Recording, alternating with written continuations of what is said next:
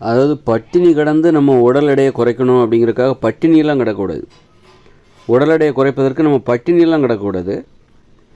ஆனால் எதுக்காக நம்ம பட்டினி கிடக்கிறோம்னா சும்மா ஓய்வு, ஒரு நாளைக்கு ஒரு ஓய்வு. எப்போ பார்த்தாலும் சாப்பிட்டுக்கிட்டே இருக்கோம்ல, அது மாதிரி ஒரு நாள் ஓய்வு கொடுக்கலாம் உடம்புக்கு. அதுதான் வந்து பட்டினி கிடப்பதற்கான நோக்கமாக இருக்க வேண்டுமே தவிர பட்டினி கடந்து உடல் எடையை குறைக்கக்கூடாது. நம்ம சரியான உணவு முறையை கடைபிடித்தால் உணவு முறை மூலமாகவே உடல் எடையை குறைக்கணும். உடல் பருமனை குறைக்கணும்னா அதுக்கு உணவு முறையை தான் நம்ம நம்பணும். ஏன்னா அதாவது உடல் எடையை கூட்டுகிற உணவுகளை தவிர்த்து விட்டு உடல் எடையை கூட்டாத உடல் பருமனை குறைக்கிற உணவுகளை நம்ம சாப்பிடணும். அப்படி உணவு முறை மூலமாக தான் நம்ம வந்து உடல் எடையை குறைக்கணுமே தவிர பட்டினி கடந்து உணவில் தான் நமக்கு தப்பு இருக்குது. ஏன் உடல் பருமன் ஆகுதுன்னா அது உணவில் தான் அது இருந்து ஏன் உடல் பருமன் ஆகுதுன்னா நம்ம உண்ணுகிற உணவில் தான் தவறு இருக்கிறது. அப்போ அதைத்தான் நம்ம திருத்தணுமே தவிர நம்ம என்ன வெறுமனே உடனே பட்டினி கிடக்கக்கூடாது. அதனால் வந்து எப்போவுமே நம்ம பட்டினியும் கிடக்க முடியாது. வாழ்நாள் முழுதும் பட்டினி கிடக்க முடியுமா?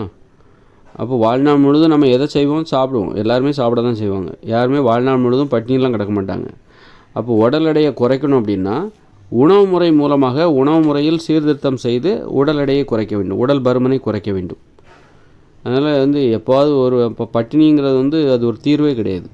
பட்டினியானால் ஏன் கிடக்கிறோம் அப்படின்னா ஒரு சும்மா விடுமுறை, உடல் உறுப்புகளுக்கு ஒரு விடுமுறை விடுகிறோம். உடல் உறுப்புகளுக்கு ஒரு நாள் விடுமுறை விடுகிறோம். ஒரு வேளை விடுமுறை விடலாம், காலையில் வந்து விடுமுறை விட்டு அப்புறம் மத்தியானம் சாப்பிடலாம். உண்ணா நோன்பு கிடக்கிறதுக்கு பட்டினி கிடப்பதற்கான நோக்கமே வேறு. பட்டினி கிடப்பது என்பது உடல் பருமனை குறைப்பதற்காக அல்ல. பட்டினி கிடப்பது என்பது வந்து உடலுக்கு ஒரு ஓய்வு, உடல் உறுப்புகளுக்கு ஒரு ஓய்வு. அதுக்காக தான். மாதிரி தவிர உடல் எடையை குறைக்கணும்னா உணவு மூலமாகத்தான் உடல் எடையை குறைக்க வேண்டும். நாம் உண்ணுகிற உணவு உடல் பருமனை ஏற்படுத்துகிறதா? அப்போ உடல் பருமனை ஏற்படுத்துகிற உணவுகளை தவிர்க்க வேண்டும். தானிய உணவு, மாமிச உணவு, மீன், முட்டை, பால், தயிர், மோர், வெண்ணெய், நெய் இந்த மாதிரி உணவுகளை தவிர்த்துட்டு மனித உணவுகளை மட்டுமே நீங்கள் சாப்பிட்டாலே போதும், உடல் எடை குறைய ஆரம்பிச்சிடும். அதனால் உணவு முறை மூலமாக தான் உடல் பருமனை குறைக்க வேண்டுமே தவிர பட்டினி கடந்து குறைக்கக்கூடாது. இப்போ வந்து உதாரணத்துக்கு வந்து ஒருத்தர் வந்து நல்லா சோறு பிரியாணின்னு சாப்பிட்டுட்ருக்காரு. அதனால் உடல் எடை அதிகமாகிடுச்சு. அவர் உடனே என்ன பண்ணுறாரு? உடல் எடையை குறைக்கணுங்கிறக்காக பட்டினி கிடக்கிறாருன்னு வைங்க. அப்போ உடல் எடை குறையும். திரும்பவும் என்ன பண்ணுறாரு? எப்போவும் பட்டினி கடந்துக்கிட்டே இருக்க முடியாது. ஏன்னா பட்டினி கிடக்கிறது வந்து மன அழுத்தத்தை அதிகப்படுத்தும். எப்போவுமே எல்லோரும் சாப்பிடணுன்னு தான் ஆசைப்படுவாங்க. திரும்பவும் என்ன பண்ணுவார்? இப்போ பட்டினி கடந்து உடம்பை குறைச்சிருவார். அப்புறம் திரும்பவும் அதே சோறு பூரி பொங்கலை தான் சாப்பிட போகிறாரு. சாப்பிட்ட உடனே திரும்பவும் ஏறும். அப்போ திரும்ப ஏறினோடனே அவர் என்ன பண்ணுவார்? திரும்ப உடல் எடையை குறைக்கணுமா? உடனே பட்டினி கிடப்பார். அப்போது வந்து இவரே வந்து என்ன பண்ணுறாரு? உடல் எடையை அதிகப்படுத்திக்கவும் செய்கிறாரு, குறைச்சிக்கவும் செய்கிறாரு. இவரே என்ன பண்ணுறாரு? உடல் பருமனுக்கு காரணமாகவும் இருக்கிறாரு. அதே நேரத்தில் உடல் எடை குறைவதற்கும் இவரே தான் காரணமாக இருக்கார். இவரே என்ன பண்ணுறாரு? குழந்தைய கிள்ளி விடுறாரு, அப்புறம் தொட்டில் ஆட்டுறாரு. குழந்தைய கிள்ள வேண்டியது தொட்டில், அப்புறம் அழுவுமா அந்த குழந்தை உடனே ஆட்ட வேண்டியது. குழந்தைய கிள்ள வேண்டியது, அப்புறம் தொட்டில் பிடிச்சி ஆட்ட வேண்டியது. அப்போ நீ என்ன பண்ணணுன்னா அப்போ அது தீர்வு கிடையாது. அப்போ நீ குழந்தைய கிள்ளாதம்மா, கிள்ளாமல் இரு, அப்போ தான் அந்த குழந்தை அழாது. அது மாதிரி நீ வந்து உடல் பருமனுக்கு காரணமான உணவுகளை தவிர்த்து விட்டு மாற்று உணவுகள், அதுதான் சரியான தீர்வாக இருக்க முடியும். மாற்று உணவுகளை தேடிப்போ, அதுதான் உனக்கு சரியான தீர்வு. மாற்று உணவுகளை தேடி போனால் தான் எது உடல் பருமனுக்கு காரணமாக இருக்கோ அந்த உணவுகளை நீ தவிர்த்தா ஆட்டோமேட்டிக்காக உடல் எடை குறைஞ்சிட போகுது. நீ குழந்தைய கிள்ளாமல் இருந்தாலே அந்த குழந்தை அழ போகிறது கிடையாது. அதே மாதிரி தான் நீ வந்து தானிய உணவு, மாமிசம், மீன், முட்டை, பேக்கரி உணவு, பரோட்டா, பிரியாணி இதெல்லாம் சாப்பிடாமல் இருந்தாலே உன் உடல் பருமன் ஏறாது. காய்கறிகள், கீரைகள், கிழங்குகள், பழங்கள், பயிர் வகைகள் இந்த மனித உணவுகளை சாப்பிட்டாலே உடல் பருமன் ஏறாது. உனக்கு உடல் பருமன் அளவோடு தான் இருக்கும், அல்லது கொஞ்சம் குறைஞ்சிக்கிட்டு கூட போகும். அப்போ உணவை தான் நீ மாற்றணுமே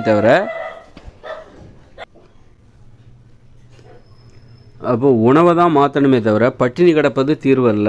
பட்டினி கிடந்து உடல் எடையை குறைக்காதீங்க, உணவை மாற்றுங்கள். அதனால் உணவை மாற்றுங்க. ஆனால் பட்டினி கிடக்கணும், ஆனால் அதுக்கான நோக்கம் வேறு. பட்டினி கிடப்பதற்கான நோக்கம் என்பது உடல் எடையை குறைப்பதல்ல, உடல் பருமனை குறைப்பதல்ல. உடலுக்கு ஓய்வு சதா உழைத்து கொண்டிருக்கிற அந்த உடல் உறுப்புகளுக்கு ஒரு ஓய்வு, ஒரு வேளை ஓய்வு கொடுக்கலாம், அல்லது ஒரு நாள் கூட ஓய்வு கொடுக்கலாம், ஒரு நாள் கூட பட்டினி கிடக்கலாம். பட்டினி கிடந்து அந்த உடல் உறுப்புகளுக்கு ஓய்வு கொடுக்குறீங்க. அதுதான் வந்து பட்டினி கிடப்பதற்கான நோக்கமே தவிர, பட்டினி கிடந்து உடல் எடையை குறைச்சா திரும்பவும் நீங்கள் வந்து அந்த அந்த உடல் எடை நிரந்தரமாக இருக்காது. திரும்பவும் உடல் பருமன் அதிகரிக்க தான் செய்யும். உணவு முறையில் மாற்றம் தான் அதான் சரியான தீர்வு. உணவு முறையில் மாற்றத்தை ஏற்படுத்த வேண்டும். மாற்றத்தை ஏற்படுத்தி உடல் பருமனை குறைக்க வேண்டும். அதனால் வந்து என்ன பண்ணுறாரு, நல்லா சோறு பூரி பொங்கல்னு சாப்பிட வேண்டியது, உடல் பருமன் ஏறிடுமா, உடனே நல்லா பட்டினி கிடப்பார். பட்டினி கிடந்து உடல் எடையை கொஞ்சம் குறைப்பார். திரும்பவும் அதே தான் சாப்பிட போகிறாரு. திரும்பவும் சாப்பிடுவார், திரும்பவும் ஏறும், திரும்பவும் பட்டினி கிடப்பார், திரும்பவும் குறையும். இதுக்கு வந்து நீ வந்து இது வந்து எப்படி தீர்வாக இருக்க முடியும்? இது வந்து அப்போ அடிக்கடி நமக்கு நம்பிக்கையே போயிடும். என்னடா இது உடல் எடை குறையவே மாட்டேங்குது, திரும்பவும் ஏறிக்கிட்டே இருக்குது, நமக்கு சோர்வடைஞ்சிரும். உடல் எடையை குறைக்கிறதுல நமக்கு நம்பிக்கையே இழந்துரும். ஏன்னா பட்டினி கிடக்கிறது சாதாரண விஷயம் கிடையாது, மன அழுத்தத்தை ஏற்படுத்தும். உடல் உறுப்புகளுக்கு ஓய்வு கொடுக்கணும் அப்படின்னு நினச்சிக்கிட்டு நீ பட்டினி கிடந்தால் கடந்துடலாம்.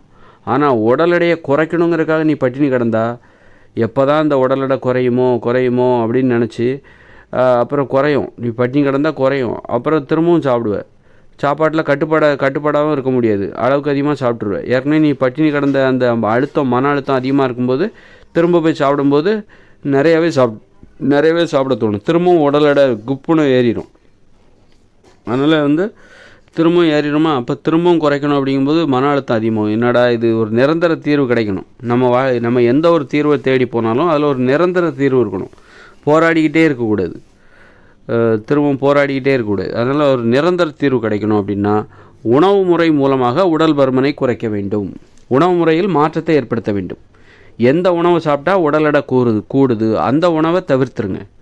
எந்த உணவை சாப்பிட்டால் உடல் பருமன் கூடுகிறது, அதிகரிக்கிறது, கட்டுக்கடங்காமல் அதிகரிக்கிறதோ அந்த உணவுகளை தவிர்த்து விடுங்க. அதுதான் நான் சொல்லிகிட்டு இருக்கேன். தானிய உணவு, மாமிச உணவு, மீன், முட்டை, பால், தயிர், மோர், வெண்ணெய், நெய், இந்த உணவுகள்லாம் வந்து உடல் பருமனை அதிகப்படுத்தக்கூடியது, சோம்பேறித்தனத்தை ஏற்படுத்தக்கூடியது, இப்படி பல வகையிலையும் நமக்கு நோயை வரவழைக்கக்கூடியது. அதை தவிர்த்து விட்டு மனித உணவுகளை மட்டுமே சாப்பிடுங்க. உடல் பருமன் முதற்கொண்டு அனைத்து விதமான நோய்களும் குணமாகும், ரொம்ப நல்ல ஆரோக்கியத்தையும் கொடுக்கும்.